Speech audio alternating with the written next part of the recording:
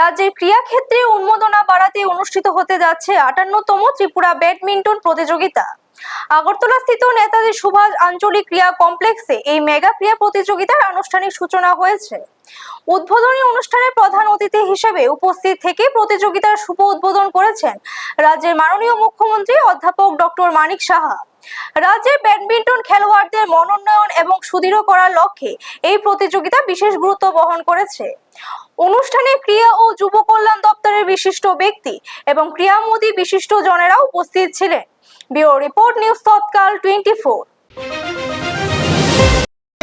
आगे जाके बैडमिंटन भी आगे जाएगा। त्रिपुरा में टैलेंट का कमी नहीं है। आने वाले दिन और भी टैलेंट आएगा और त्रिपुरा का नाम रोशन करेगा, देश का नाम रोशन करेगा।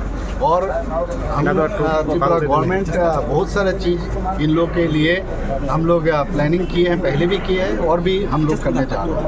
तो बाद में आप ये भी आप देखिएगा कुछ दिन के बाद, इसका भी रिजल्ट आप देखने पाइएगा।